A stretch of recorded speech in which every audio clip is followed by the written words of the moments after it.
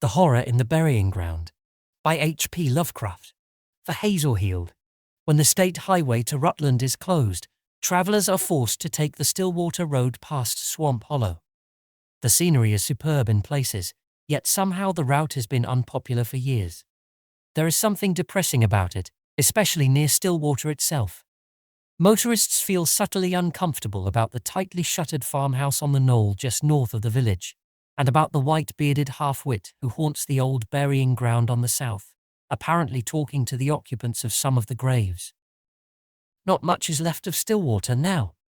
The soil is played out, and most of the people have drifted to the towns across the distant river, or to the city beyond the distant hills. The steeple of the old white church has fallen down, and half of the 20-odd straggling houses are empty and in various stages of decay.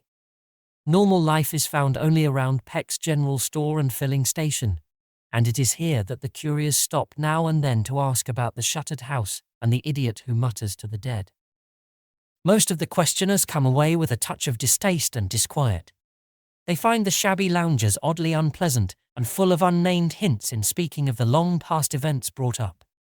There is a menacing, portentous quality in the tones which they use to describe very ordinary events, a seemingly unjustified tendency to assume a furtive, suggestive, confidential air, and to fall into awesome whispers at certain points, which insidiously disturbs the listener. Old Yankees often talk like that, but in this case, the melancholy aspect of the half-mouldering village and the dismal nature of the story unfolded give these gloomy, secretive mannerisms an added significance. One feels profoundly the quintessential horror that lurks behind the isolated Puritan and his strange repressions, feels it, and longs to escape precipitately into clearer air. The loungers whisper impressively that the shuttered house is that of old Miss Sprague, Sophie Sprague, whose brother Tom was buried on the 17th of June, back in '86. Sophie was never the same after that funeral, that and the other thing which happened the same day, and in the end she took to staying in all the time. Won't even be seen now, but leaves notes under the back door mat and has her things brought from the store by Ned Peck's boy. Afraid of something, the old Swamp Hollow burying ground most of all. Never could be dragged near there since her brother and the other one were laid away. Not much wonder, though, seeing the way crazy Johnny Dow rants. He hangs around the burying ground all day and sometimes at night, and claims he talks with Tom and the other. Then he marches by Sophie's house and shouts things at her. That's why she began to keep the shutters closed. He says things are coming from somewhere to get her sometime. Ought to be stopped, but one can't be too hard on poor Johnny. Besides, Steve Barber always had his opinions. Johnny does his talking to two of the graves. One of them is Tom Sprague's. The other, at the opposite end of the graveyard, is that of Henry Thorndyke, who was buried on the same day. Henry was the village undertaker, the only one in Miles, and never liked around Stillwater. A city fellow from Rutland, been to college and full of book learning. Read queer things nobody else ever heard of, and mixed chemicals for no good purpose. Always trying to invent something new, some newfangled embalming fluid or some foolish kind of medicine. Some folks said he had tried to be a doctor, but failed in his studies and took to the next best profession. Of course, there wasn't much undertaking to do in a place like Stillwater, but Henry farmed on the side. Mean, morbid disposition, and a secret drinker if you could judge by the empty bottles in his rubbish heap. No wonder Tom Sprague hated him and blackballed him from the Masonic Lodge, and warned him off when he tried to make up to Sophie. The way he experimented on animals was against nature and scripture. Who could forget the state that Collie Dog was found in, or what happened to old Mrs. Akeley's cat? Then there was the matter of Deacon Leavitt's calf, when Tom had led a band of the village boys to demand an accounting.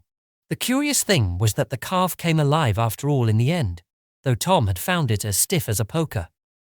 Some said the joke was on Tom, but Thorndyke probably thought otherwise, since he had gone down under his enemy's fist before the mistake was discovered. Tom, of course, was half drunk at the time. He was a vicious brute at best, and kept his poor sister half cowed with threats. That's probably why she is such a fear-racked creature still.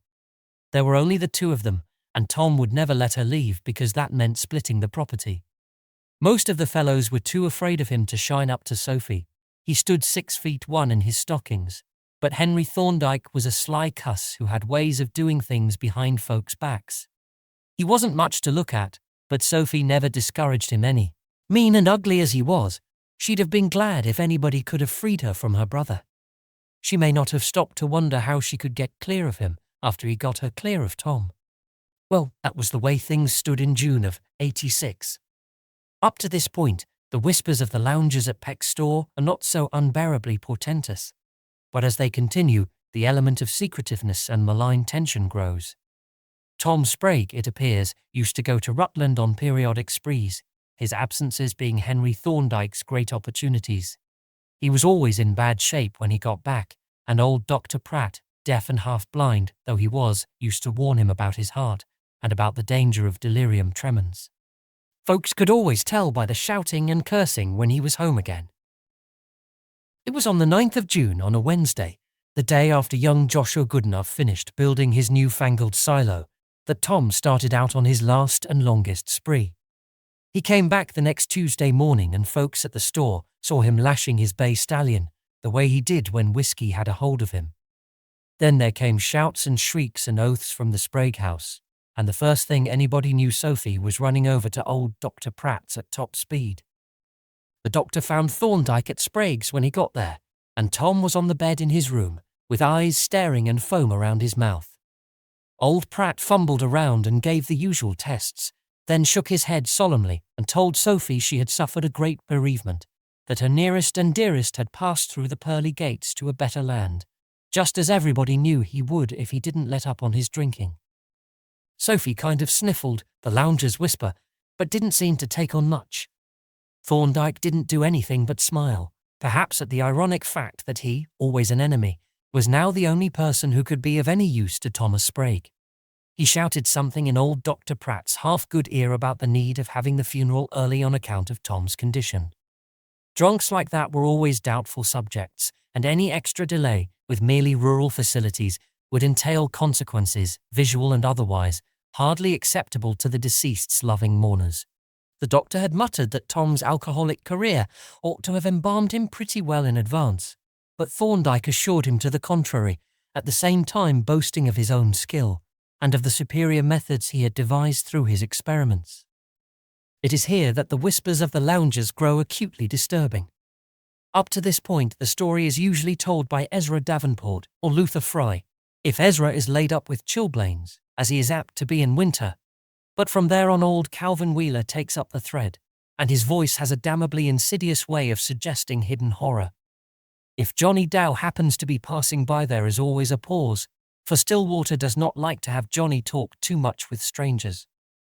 Calvin edges close to the traveller and sometimes seizes a coat lapel with his gnarled, mottled hand while he half shuts his watery blue eyes. "Well, sir," he whispers, "Henry he went home and got his undertaker's fixins. Crazy Johnny Dow lugged most of them, for he was always doing chores for Henry, and says as Doc Pratt and Crazy Johnny should help lay out the body.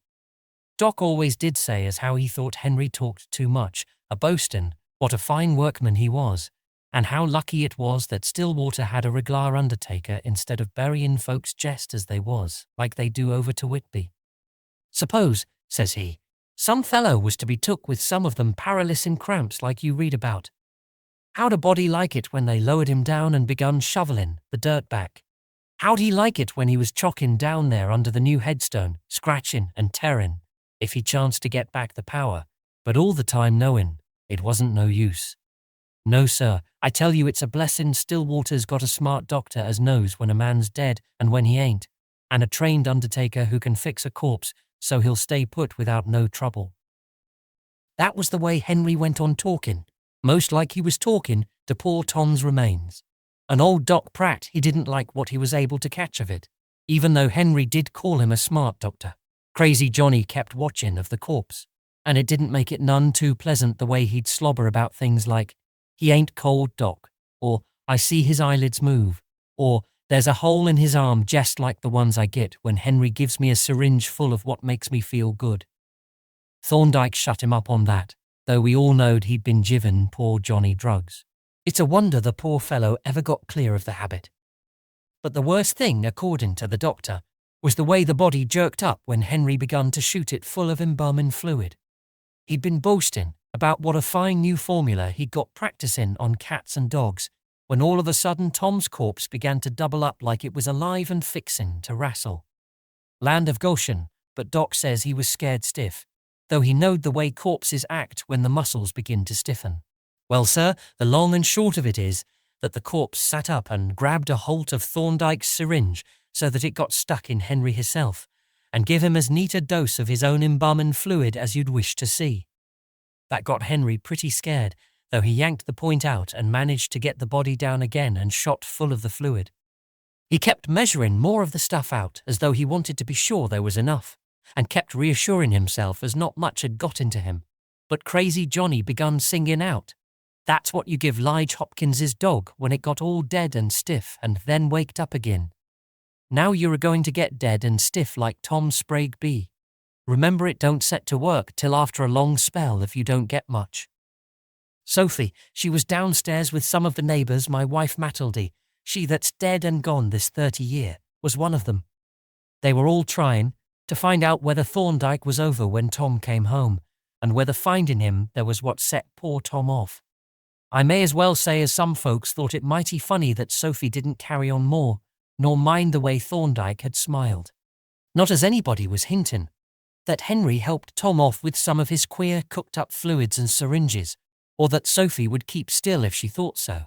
But you know how folks will guess behind a body's back.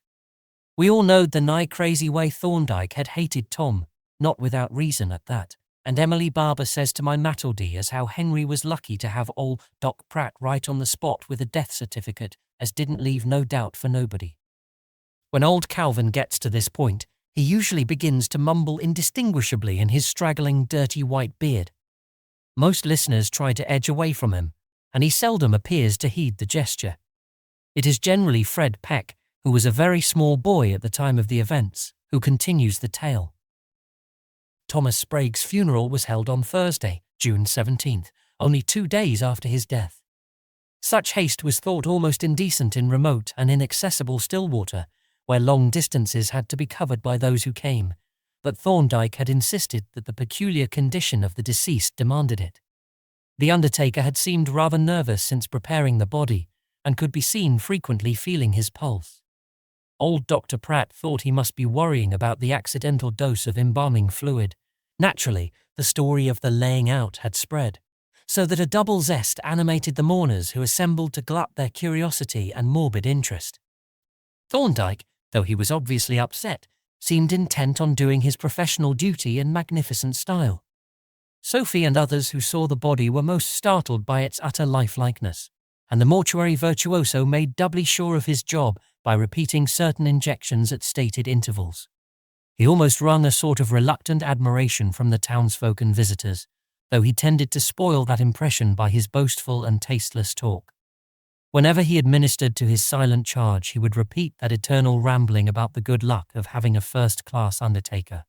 What he would say as if directly addressing the body, if Tom had had one of those careless fellows who bury their subjects alive. The way he harped on the horrors of premature burial was truly barbarous and sickening.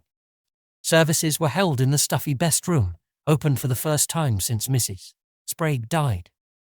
The tuneless little parlour organ groaned disconsolately, and the coffin, supported on trestles near the hall door, was covered with sickly-smelling flowers.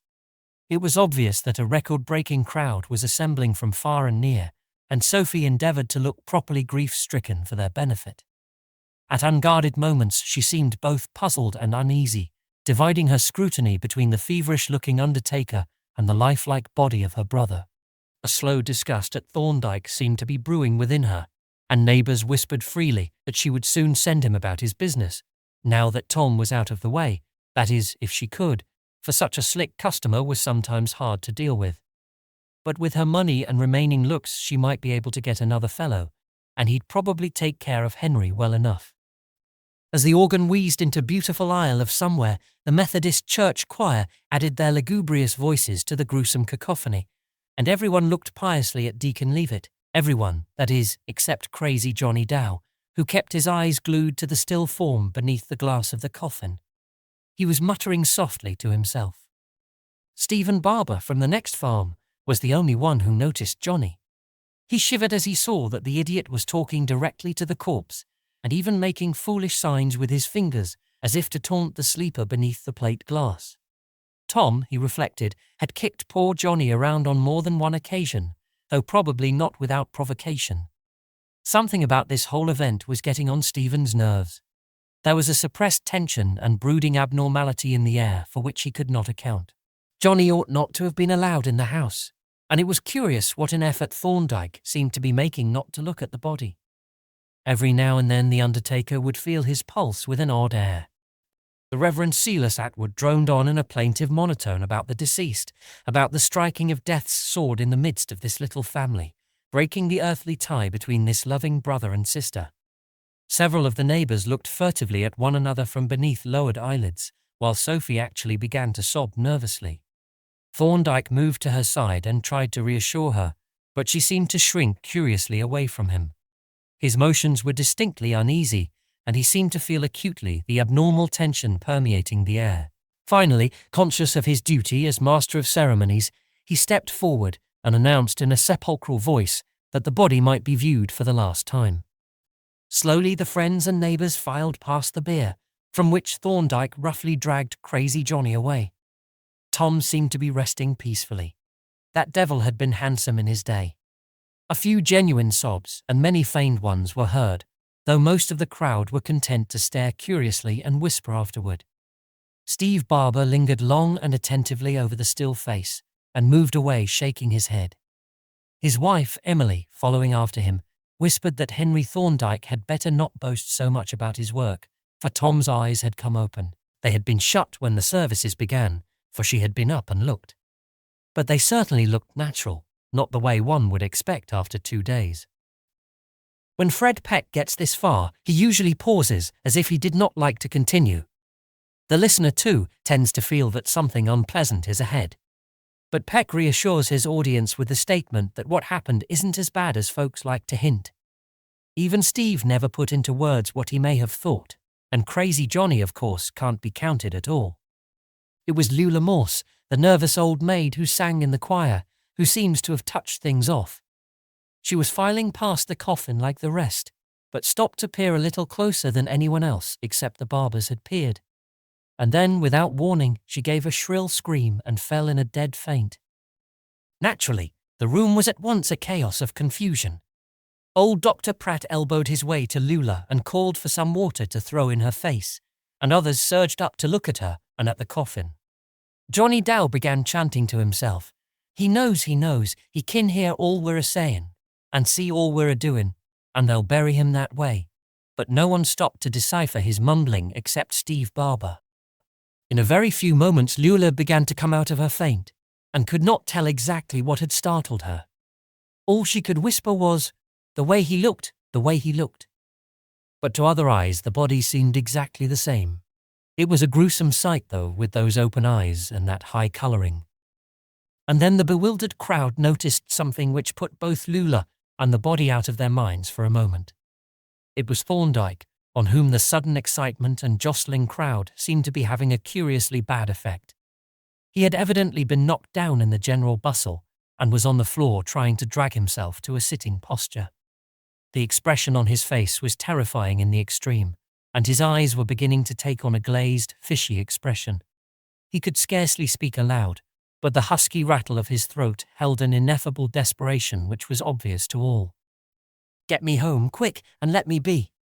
That fluid I got in my arm by mistake. Heart action. This damned excitement. Too much. Wait. Don't think I'm dead if I seem to. Only the fluid, just get me home and wait. I'll come to later, don't know how long. All the time I'll be conscious and know what's going on. Don't be deceived." As his words trailed off into nothingness, old Dr. Pratt reached him and felt his pulse, watching a long time and finally shaking his head. "No use doing anything, he's gone. Heart no good, and that fluid he got in his arm must have been bad stuff. I don't know what it is."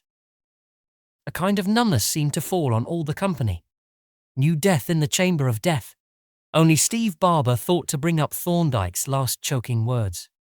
Was he surely dead when he himself had said he might falsely seem so? Wouldn't it be better to wait a while and see what would happen?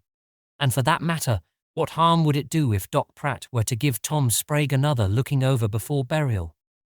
Crazy Johnny was moaning and had flung himself on Thorndyke's body like a faithful dog.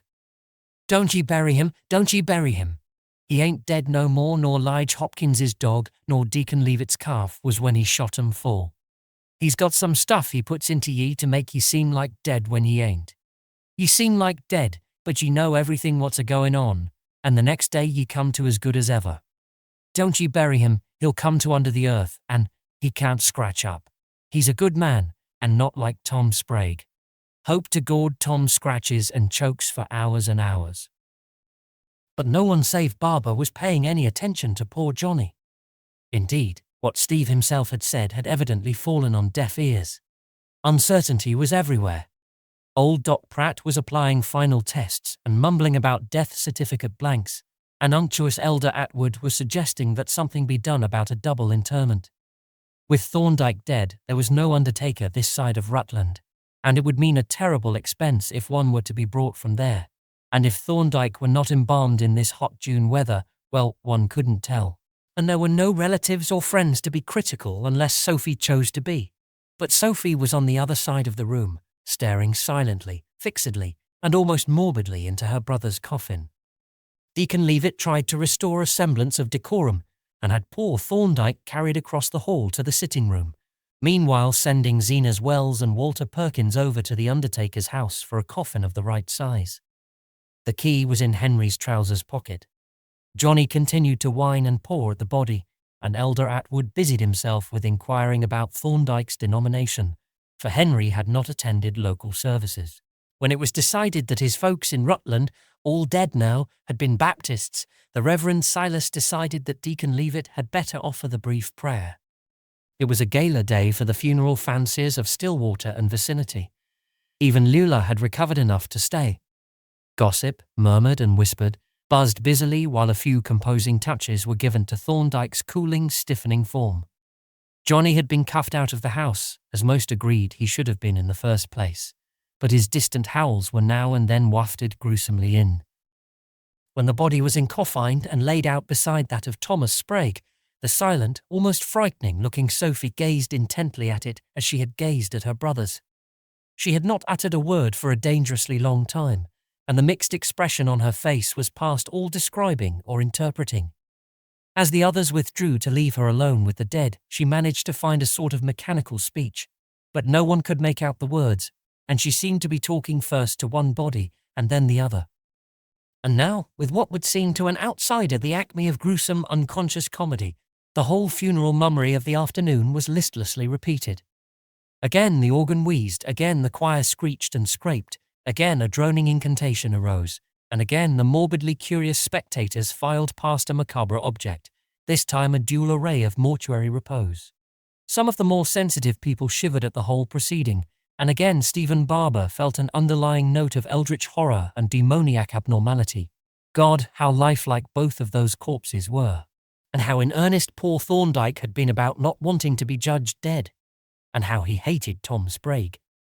But what could one do in the face of common sense? A dead man was a dead man, and there was old Doc Pratt with his years of experience. If nobody else bothered, why should one bother oneself? Whatever Tom had got he had probably deserved, and if Henry had done anything to him, the score was even now. Well, Sophie was free at last.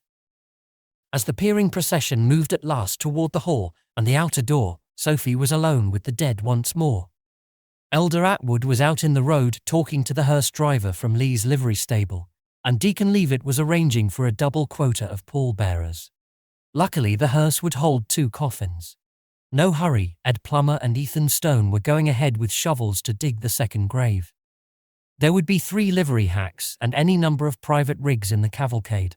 No use trying to keep the crowd away from the graves. Then came that frantic scream from the parlour where Sophie and the bodies were. Its suddenness almost paralysed the crowd and brought back the same sensation which had surged up when Lula had screamed and fainted. Steve Barber and Deacon Leavitt started to go in, but before they could enter the house Sophie was bursting forth, sobbing and gasping about, That face at the window. That face at the window. At the same time, a wild-eyed figure rounded the corner of the house, removing all mystery from Sophie's dramatic cry. It was, very obviously, the face's owner, poor crazy Johnny, who began to leap up and down, pointing at Sophie and shrieking, "She knows, she knows. I seen it in her face when she looked at him and talked to em. She knows, and she's a lettin' em go down in the earth to scratch and claw for air. But they'll talk to her so she kin hear 'em. They'll talk to her and appear to her. And some day they'll come back and get her."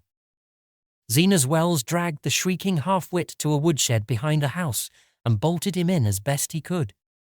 His screams and poundings could be heard at a distance, but nobody paid him any further attention. The procession was made up, and with Sophie in the first hack, it slowly covered the short distance past the village to the Swamp Hollow burying ground. Elder Atwood made appropriate remarks as Thomas Sprague was laid to rest, and by the time he was through, Ed and Ethan had finished Thorndyke's grave on the other side of the cemetery, to which the crowd presently shifted. Deacon Leavitt then spoke ornamentally, and the lowering process was repeated. People had begun to drift off in knots, and the clatter of receding buggies and carry-alls was quite universal, when the shovels began to fly again.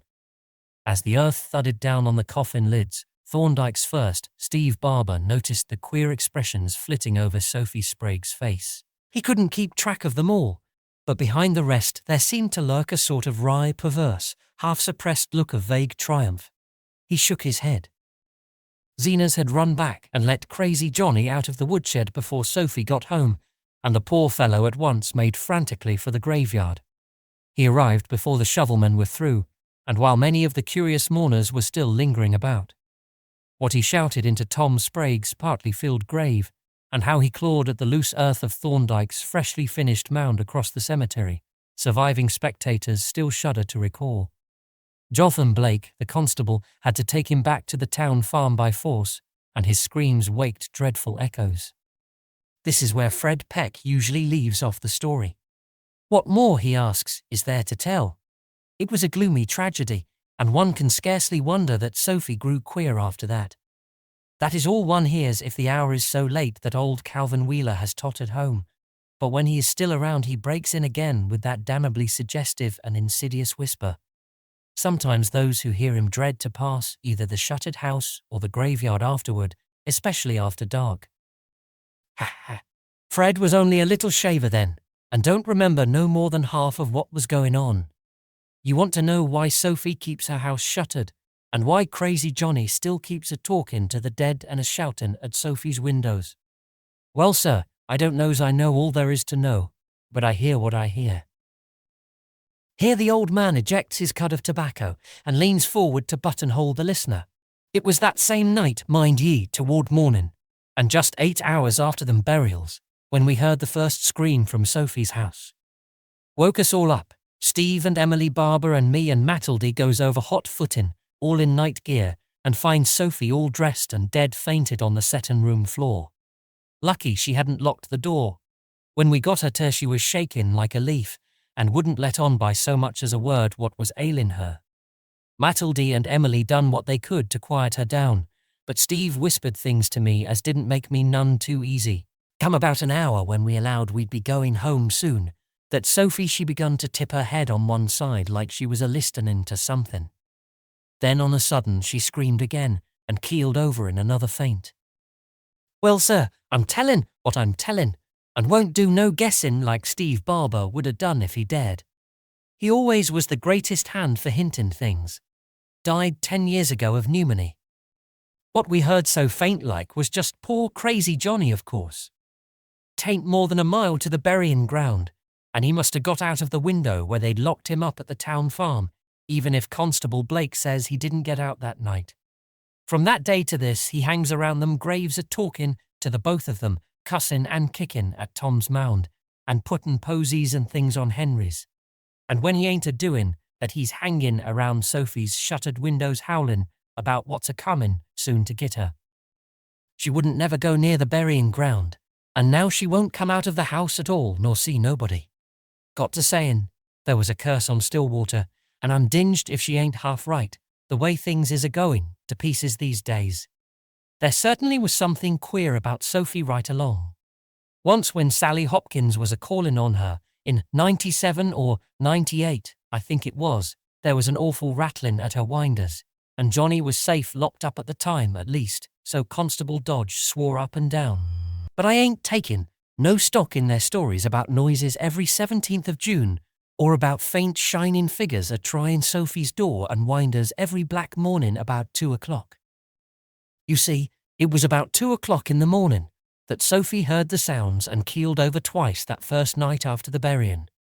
Steve and me and Matilde and Emily heard the second lot, faint as it was, just like I told you. And I'm a-telling you again as how it must have been crazy Johnny over to the burying ground. Let Jotham Blake claim what he will. There ain't no telling. The sound of a man's voice so far off, and with our heads full of nonsense, it ain't no wonder we thought there was two voices, and voices that hadn't ought to be speaking at all. Steve, he claimed to have heard more than I did. I verily believe he took some stock in ghosts. Matilde and Emily were so scared they didn't remember what they heard. And curious enough, nobody else in town, if anybody was awake at the ungodly hour, never said nothing about hearing no sounds at all. Whatever it was so faint it might have been the wind if there hadn't been words. I made out a few, but don't want to say as I'd back up all Steve claimed to have caught. She devil. All the time. Henry. And Alive was playing. And so was, you know. Said you'd stand by. Get rid of him and bury me. In a kind of changed voice. Then there was that awful comin' again some day in a death-like squawk. But you can't tell me Johnny couldn't have made those sounds. Hey you, what's taking you off in such a hurry? Maybe there's more I could tell you if I had a mind.